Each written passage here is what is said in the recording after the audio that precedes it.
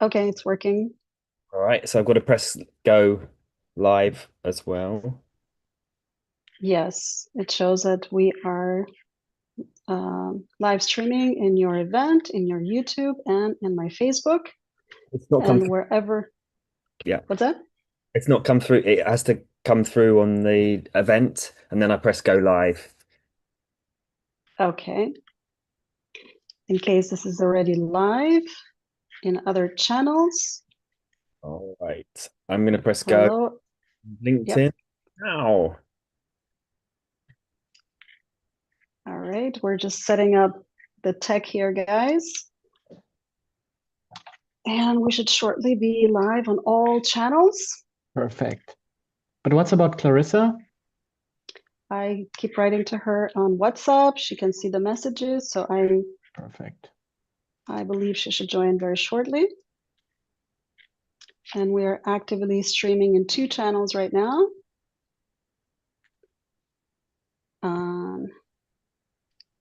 welcome, welcome. If you're watching, we're here live with awesome experts in this wrapping Everyone. series, wrapping up series of the Masters of Flow talks that we did recently. It's really been a pleasure to blow through this with like as much as we possibly could with all the chaos and chaos on the structure, uh, to work out all the logistics, and it's been really fascinating to see all the amazing topics and conversations being brought up from different angles, different specialisms around flow and dot dot dot. And yeah, it was a real amazing um, ingenuity from Iris as well. So well done for bringing the ideas together. And I've been helping with the tech. But we're going to jump straight in with what are flow triggers, and as well, and we're going to get some really great conversation around the science and art of getting into flow, and what that actually means and how it actually means. If there was a very short introduction to our panel, um, let's say, Mila, would you like to introduce yourself and who you are? Absolutely. Thank you, Rory. Thank you, Iris, for organizing everything. So we're talking about flow, and I think the key thing that we want to communicate is how flow translates into day-to-day life and why it's a cool thing. So I specialize in helping women in midlife use flow to to be at their best, whether it's at work or at home or in relationships. And that relationship includes to the self as well. Congratulations, awesome. I Thank you. call it Viva la Coaching Revolution because it's a new age of helping each other make things happen without relying on other systems and learning from each other. So I think it's just coaching is incredible. It's helped me so much. So thank you for being here, Mila. Thank you. Jan, would you like to introduce yourself and who you are, what you do? Hi, my name is Jan, as already seen here. I work as a psychologist from Germany, specifically in Nuremberg, but since I do it online, it's of course also internationally. And yes, I'm very curious about the subject flow and creativity. And actually, right now, I'm working a lot with leaders in startups, mainly in customer success, but also other creative endeavors, to not only introduce flow more into their work, but also into their lives. And engineer their lives in such a way that their work takes place in it and not vice versa. Amazing, Jan. Nice one. Thanks for being here. Yeah. Thanks, Rory. Thanks, Iris. And George, how do you say it? Georgie? It's easier to say George. George. Excellent, excellent. So yeah, feel free to share who you are and what you're up to. Yes, I'm a psychologist and hypnotherapist, and last but not least, I'm flow coach, as we all hear. And I help people who got stuck, like in their life, in feeling like they're in a quicksand. So flow state and especially flow triggers help me in my life and my clients to achieve some kind of breakthrough state, to have some opportunities to push themselves forward in their life towards positive changes and to do it more efficiently. As we will speak later, how to do it with the precise using of the flow triggers. Amazing. Nice one, George. So, Rishabh. Rishabh, that is. Rishabh. Rishabh, that's right. Hi, everyone. Thank you, Iris. Thank you, Rory. So I'm an executive coach based in Vancouver, British Columbia, Canada. I've been coaching since 2008, so it's almost been 17 years. My approach in coaching is, I bring in coaching, of course, but also bring in neuroscience, but also energy work to help support my clients in helping them realize their full potential. I'm a big believer in flow. Personally, on my personal individual level, I use motorcycling as a tool to help me develop flow, be in flow, and enjoy flow states. And of course, I teach meditation. I also conduct spiritual journeys, and I've conducted them in the Himalayas in India, but also in Vancouver. Yeah, that's about me. Looking forward to interacting with all of you and getting to know you all better and sharing, hopefully, whoever's watching, some insights that they can walk away with. Amazing. Thank you so much. Thank you so much, Rishabh. So, Sunil, who are you and what do you do? Hi, I'm Sunil Menon and I'm from India. And I'm a coach. I'm a triathlete coach and endurance coach.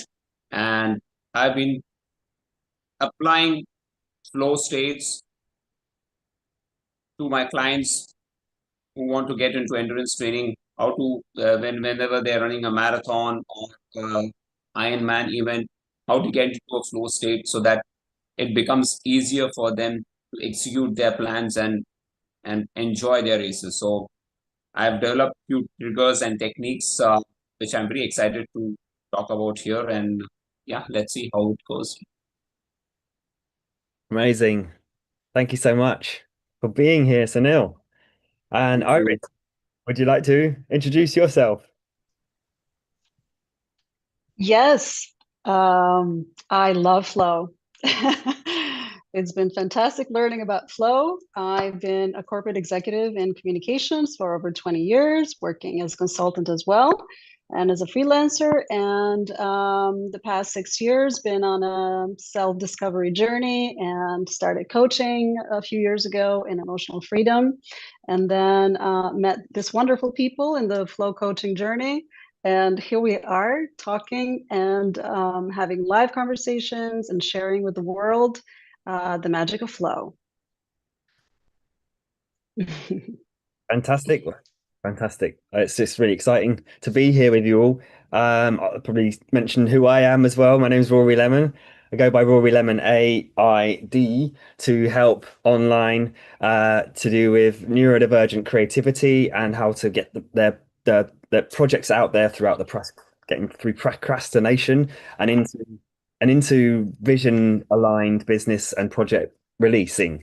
So that's what I love to help people with, because I certainly couldn't even find my voice for a lot of my life. And so yeah, I'm so happy, and this is what I love doing. I picked something that I didn't think I could do before. So I'm really, really pleased to be here too. So thank you. I was going to mention what are flow triggers. We've got a little statement here that's going to be it's the latest definition. Flow states have triggers. These are preconditions that lead to more flow. Some 23 to 36 different triggers have already been discovered, depending on how you're counting. So, yeah, most researchers agree there are probably more. At the core, all of flow's triggers work the same way. Flow follows focus. The state can only arise when all of our attention is focused on the task at hand. So that's what all of flow's triggers do. Amplify attention and laser focus us in the here and now.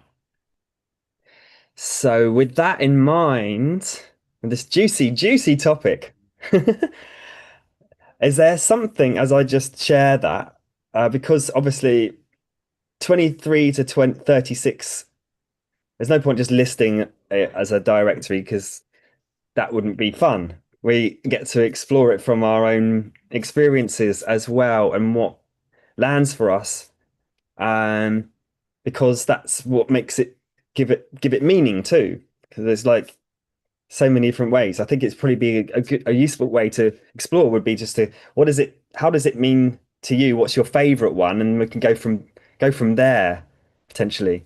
So unless you've got something you want to share specifically as well. So as you hear all of that and you've heard this description of what flow triggers are, is there someone here who would like to kick us off with what they're getting from all of this?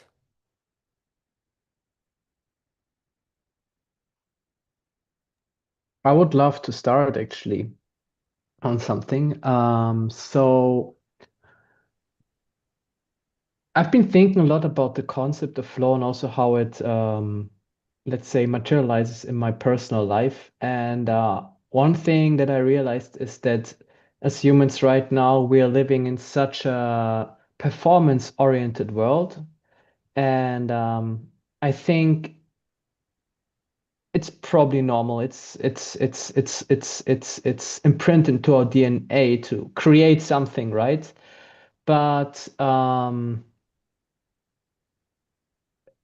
on the other side, we're also seeing a huge mental health crisis in the world, and a lot of people burning out in the workplace and trying to perform better and going higher and going higher and going higher. Also, not only on the costs of their own lives, but also on the costs of actually other human lives. And I think in that regard, it's also the whole performance spiral is also can also be seen as a pandemic to us as humans, I think, or something which we kind of even need to overcome and see why are we actually following that, right?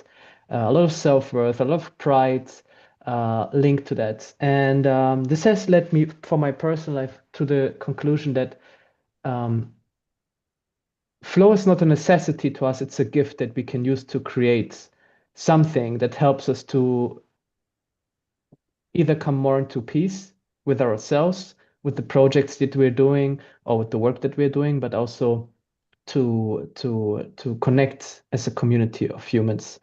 And in that regard, I think, for example, what I found out is that there can be anything that can be a flow trigger. But one thing that I realized is, for example, just us coming together and sharing something, having like a common goal and vulnerable communication, like open communication around that, is a big part that can drive us into flow and actually exchange how to make the world a better place. Yes. Thanks, Jan. That's a great reason and perspective that you're bringing there. So thank you so much. So I just saw Sunil. Did you want to say something? yes, definitely. Yeah, thank you. So one thing that I would like to always follow, and I think this is one thing I've learned in the course, is before we start any work, it's very important that we do a breath work, right? We try to get into our body, get into our mind, slow things down, and then start our work. So if we can do a demo of a simple breath work over here and show people how to really get into a flow state or flow trigger, I think that would be a great thing. What do you guys think? Should we do these? Because this is something that we've learned, and I've practiced this. Before I start any work, I just try to take a break, a breath break, do some breathing exercises, and then start my work. I think it really helps. I think we have seen this even in sports, right? Since I'm related to sports, I've seen a lot of professional athletes. Whenever they are in chaos, they just hold, they breathe, and then there is you. So anybody I think out it's a here great idea. Do you wanna walk us through that? And I think also once we're done with the breath, we should probably once again review what is flow state, why it's beneficial, just to kind of land people and make sure they're with us. But we can definitely start with the breath. Okay, so yeah, let's start with the breath. So the breath is going to be very easy. One thing that we are going to do is inhale and fill our lungs, and then try to take a sniff, one more sniff, and then try to exhale through our mouth. And we are going to do 5 reps. I'll give you the count, okay? And then we will start this session. Ready? So you can close your eyes. You can inhale for the count of 4. Inhale, 2, 3, 4. Take a deep sniff and exhale through your mouth. Slowly exhale, 2, 3, 4, 5, 6. Inhale, 2, 3, 4. Take a deep sniff. Exhale, 2, 3, 4, 5, 6. Inhale, 2, 3, 4. Exhale, 2, 3, 4, 5, 6. Inhale, 2, 3, 4. Sniff. Exhale, 2, 3, 4, 5, 6. Yeah, so you can open your eyes, and yeah, I think we are ready to start the session. Thank you, guys. Thank you, Sunil. Thanks, Sunil. I don't know. Great reminder, I think, that it all starts with the body and the mindset. And so I just want to quickly, I mean, some people define flow as just enjoying yourself, losing track of time, being at your peak performance without a lot of effort, sort of losing transcendental experience of losing a sense of self, having things work out without effort and trying. But I'll read an AI official review of what is flow state. Flow state is a mental state where a person is fully immersed and intensely focused on an activity, experiencing a sense of enjoyment and effortless participation where time seems to disappear. It was popularized by psychologist Mihaly Csikszentmihalyi, and it's often described as being in the zone or in the groove. Does anybody want to add anything? Yeah. Yeah, actually, So I that do. kind of going back to what Rory said, sorry, is it's a 4-state process, and there are triggers that allow us to release and enter the flow state, which feels like what I just said. Brilliant. George. Yes, I'd like to add that, simply speaking, flow state, it's a phenomenon that allows us to be super efficient. We could increase our productivity up to 500%. And this gives us huge opportunities, not to be obsessed with some performance, but for me, it's more about how can I implement changes in my life or in the lives of the people whom I work with. So it can be done in a more quick and productive way. So I can improve my life, not doing something for ages, but I could implement this powerful state and do the work in short period of time. And this is really wonderful and amazing. And this demands these preconditions as a flow triggers, so we could be more, could have more flow and could be more flow prone. And also I'd like to add that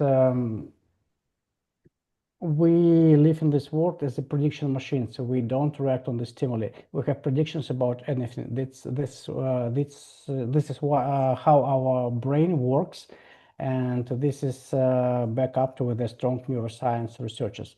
And having these predictions, actually we act.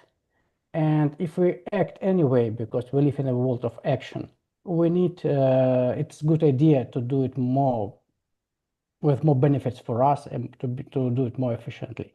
And what we deal in our everyday life, especially in the modern lives, we have a lot of chaos, a lot of uncertainty. And we need to do something with this. And using flow, we can build some, let's say, bricks or spots of stability. And from these spots of stability, we could improve our life very, very rapidly in a very efficient way. Yeah.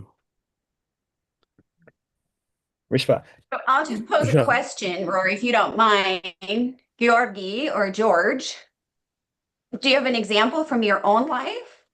How you use flow, what your favorite triggers are, and maybe what you've seen for your clients? I will start from one of the flow triggers that was implemented by 𝗏𝗏 Csikszentmihalyi, sorry. And this trigger is about balance between our skills and the challenges that we have. And we have to achieve flow, the challenge should be somewhere beyond your skills. Because otherwise, if it's super simple, it will be boring for you and you will not achieve flow. But if it's too much, it's too complex, it's far beyond your skills, you will have a lot of anxiety and you will not achieve flow. So this is about flow state is about some middle way between these two points.